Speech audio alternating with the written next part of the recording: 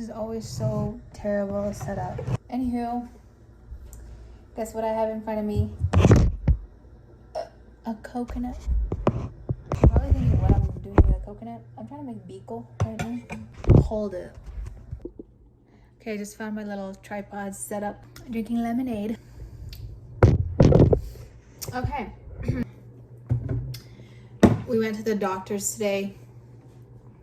She said everything is good. Nothing abnormal. Today I'm gonna be showing you guys how to open a coconut. Because I'm trying to make biko. I was gonna make suman, but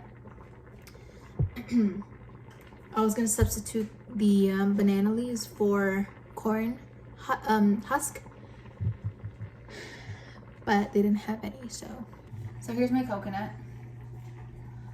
Here's my coconut, right?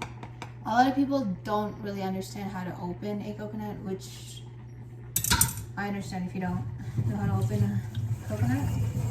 There's many ways. In the Philippines, we're like pros at opening coconut. So,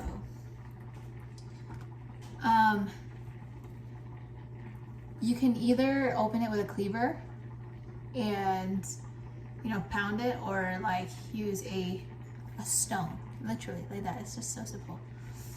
But today I'm gonna use this knife.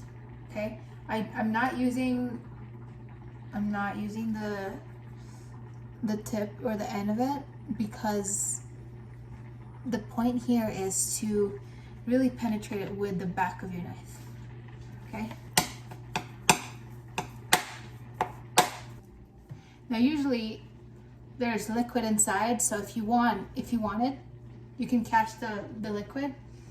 For my case, I am going to save the liquid.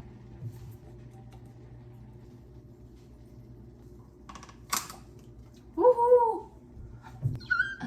Now you can save this and use it like a plate or something, like a yogurt bowl plate. But yeah, there it is. There's the coconut. It's actually intact.